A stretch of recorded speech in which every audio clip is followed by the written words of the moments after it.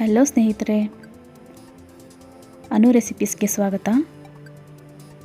ಇವತ್ತಿನ recipe dahi puri. Street ಸ್ಟೈಲಲ್ಲಿ ಹೇಗೆ ಮಾಡೋದು ದಹಿ ಪೂರಿನ ಅಂತ ತೋರಿಸ್ಕೊಡ್ತಾ ಇದ್ದೀನಿ. ಇಲ್ಲಿವರೆಗೂ ನಮ್ಮ ಚಾನಲ್ಗೆ ಸಬ್ಸ್ಕ್ರೈಬ್ ಆಗಿಲ್ಲ ಅಂದರೆ ಪ್ಲೀಸ್ ಸಬ್ಸ್ಕ್ರೈಬ್ ಆಗಿ, ಪಕ್ಕದಲ್ಲೇ ಬೆಲ್ ಐಕಾನ್ ಇರುತ್ತೆ ಅದನ್ನು ಕ್ಲಿಕ್ ಮಾಡ್ಕೊಳ್ಳಿ. ಬನ್ನಿ ಏನೇನು ಇಂಗ್ರೀಡಿಯೆಂಟ್ಸ್ ಬೇಕು ಅಂತ ನೋಡ್ಕೊಳ್ಳೋಣ. ಇಲ್ಲಿ ನಾನು ರೆಡಿಮೇಡ್ ಪೂರಿ ತೊಗೊಂಡಿದ್ದೀನಿ. ನೆಕ್ಸ್ಟ್ ಆಲೂಗಡ್ಡೆನ ಬೇಯಿಸಿ ಸಿಪ್ಪೆ ತೆಗೆದು ಈ ಥರ ಇಟ್ಕೊಂಡಿದ್ದೀನಿ. ಇದು ಸ್ವೀಟ್ ಚಟ್ನಿ, ಖಾರ ಸೇವ್, ಪ್ಲೇನ್ ಸೇವ್, ಇದು ಕೊತ್ತಂಬರಿ ಸೊಪ್ಪು ಸಣ್ಣಕ್ಕೆ ಹೆಚ್ಚಿಕೊಂಡು ಇಟ್ಕೊಂಡಿರೋದು.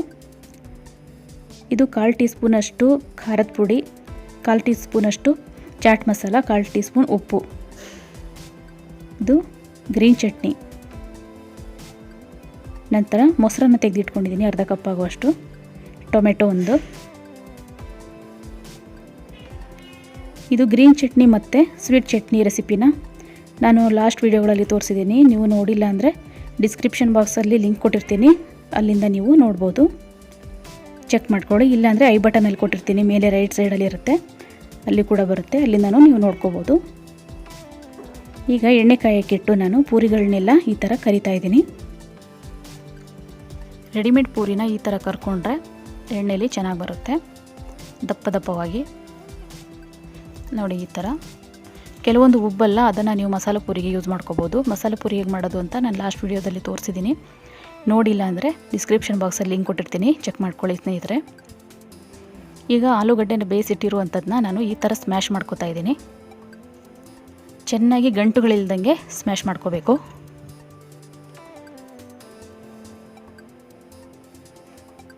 ನೋಡ್ತಾ ಇದ್ದೀರಲ್ಲ, ಈ ಥರ ಸ್ಮ್ಯಾಶ್ ಮಾಡ್ಕೊಳ್ಳಿ.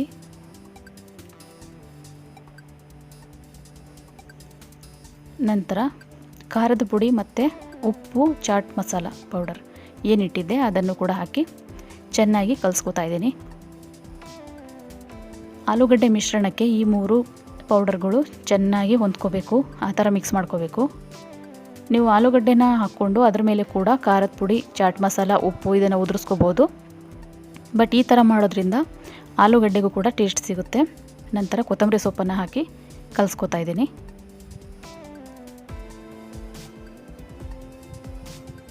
ನೀವು ಪಾನಿಪುರಿಗೂ ಕೂಡ ಇದೇ ಥರ ಸ್ಟಫಿಂಗ್ ರೆಡಿ ಮಾಡ್ಕೋಬೋದು.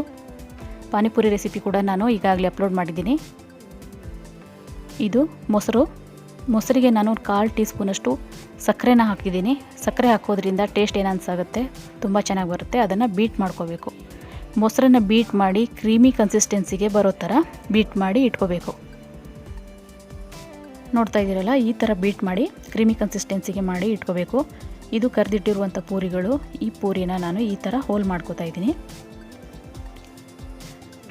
ಎಲ್ಲ ಪೂರಿಗಳನ್ನು ಈ ಥರ ಹೋಲ್ ಮಾಡ್ಕೋಬೇಕು.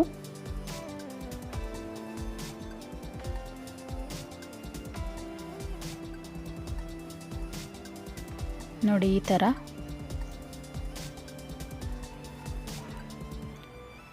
ನಂತರ ಮಾಡಿ ಇಟ್ಟಿರುವಂಥ ಸ್ಟಫಿಂಗ್ನ ಹಾಕೋತಾ ಇದ್ದೀನಿ. ಆಲೂಗಡ್ಡೆ ಮಿಶ್ರಣ ನಾವೇನು ಸ್ಟಫ್ ಮಾಡ್ಕೊಂಡಿದ್ವಿ, ಮಸಾಲೆ ಎಲ್ಲ ಹಾಕಿ ಅದನ್ನು ಒಂದೊಂದೇ ಪೂರಿಗೆ ಹಾಕೋತಾ ಬರಬೇಕು.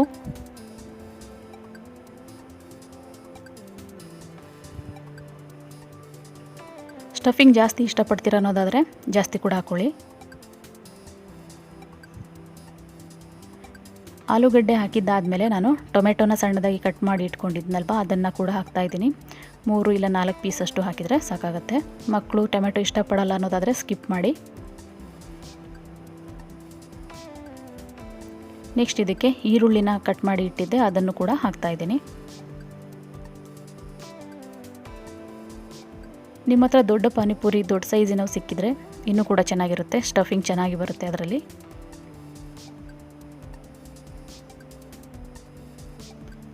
ಎಲ್ಲ ಪೂರಿಗಳಿಗೂ ಈರುಳ್ಳಿನ ಹಾಕಿ ಸ್ಟಫ್ ಮಾಡಿದ್ದೀನಿ. ನೆಕ್ಸ್ಟ್ ಕೊತ್ತಂಬರಿ ಸೊಪ್ಪನ್ನು ಹಾಕ್ತಾಯಿದ್ದೀನಿ. ಚಾಟ್ಸ್ಗಳಲ್ಲಿ ಕೊತ್ತಂಬರಿ ಸೊಪ್ಪು ಇದ್ರೇ ತುಂಬ ಟೇಸ್ಟಿಯಾಗಿ ಬರುತ್ತೆ, ನೋಡೋಕ್ಕೂ ಕೂಡ ಚೆಂದ ಕಾಣುತ್ತೆ. ಈಗ ಮಿಕ್ಸ್ ಮಾಡಿ ನಾವು ಕ್ರೀಮಿ ಕನ್ಸಿಸ್ಟೆನ್ಸಿಗೆ ತಂದಿರುವಂತಹ ಮೊಸರನ್ನ ಹಾಕ್ತಾಯಿದ್ದೀನಿ. ಮೊಸರು ನೀವು ತುಂಬ ಇಷ್ಟಪಡ್ತೀರ ಅನ್ನೋದಾದರೆ ಜಾಸ್ತಿ ಕೂಡ ಹಾಕ್ಕೋಬೋದು, ಅಥವಾ ಕಮ್ಮಿ ಕೂಡ ಹಾಕ್ಕೋಬೋದು, ನಿಮ್ಮ ಮೇಲೆ ಡಿಪೆಂಡ್.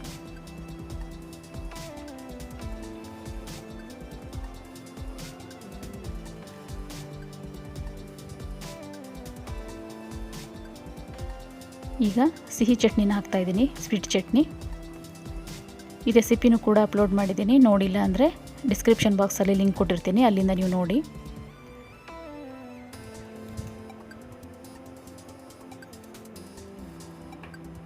ಈಗ ಗ್ರೀನ್ ಚಟ್ನಿನೂ ಕೂಡ ಹಾಕ್ಕೋತಾ ಇದ್ದೀನಿ. ನೆಕ್ಸ್ಟ್ ಪ್ಲೇನ್ ಸೇವ್ ಸಿಗುತ್ತೆ ಅಥವಾ ಮನೆಯಲ್ಲೇ ಕೂಡ ಮಾಡ್ಕೋಬೋದು. ಸೇವನ್ನ ಈಗ ಹಾಕ್ತಾಯಿದ್ದೀನಿ. ಸೇವನ್ನ ಸ್ವಲ್ಪ ಜಾಸ್ತಿನೇ ಹಾಕ್ಕೊಳ್ಳಿ, ಟೇಸ್ಟ್ ಚೆನ್ನಾಗಿರುತ್ತೆ.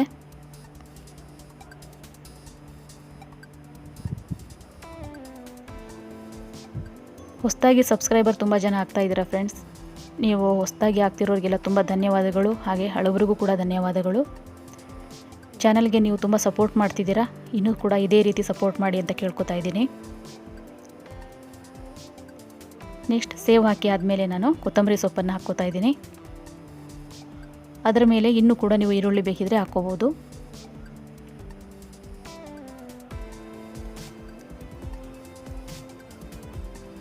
ಇದಕ್ಕೆ ನಾವು ಪಾನಿಪುರಿ ದಹಿನ ಸ್ಕಿಪ್ ಮಾಡಿ ಪಾನಿಪುರಿ ಪಾನಿ ಮಾಡ್ತೀವಲ್ವ, ಆ ಪಾನಿನ ಇದರಲ್ಲಿ ಹಾಕಿ ಪಾನಿಪುರಿ ಥರ ಅಥವಾ ಗೋಲ್ಗಪ್ಪ ಥರ ಯೂಸ್ ಮಾಡಿ ತಿನ್ಬೋದು. ಅದು ಕೂಡ ತುಂಬ ಚೆನ್ನಾಗಿರುತ್ತೆ. ನಿಮಗೆ ದಹಿ ಪುರಿ ಬೇಕಂದರೆ ದಹಿ ಪುರಿ, ಇಲ್ಲ ಪಾನಿಪುರಿ ಬೇಕಂದರೆ ಪಾನಿಪುರಿ, ಯಾವುದರಲ್ಲಿ ಬೇಕಾದರೂ ನೀವು ಸೆಟ್ ಮಾಡ್ಕೋಬೋದು. ಒಂದೇ ಸ್ಟಫಿಂಗು, ಆಲೂಗಡ್ಡೆ ಸ್ಟಫಿಂಗ್ನ ಎರಡರಲ್ಲೂ ಯೂಸ್ ಮಾಡಿ ಮಾಡ್ಕೋಬೋದು. ಈಗ ದಹಿ ಪುರಿ ರೆಡಿ ಇದೆ. ಸ್ನೇಹಿತರೆ, ಈ ರೆಸಿಪಿ ನಿಮಗೆ ಖಂಡಿತ ಇಷ್ಟ ಆಗುತ್ತೆ ಅಂತ ಅಂದ್ಕೊಂಡಿದ್ದೀನಿ.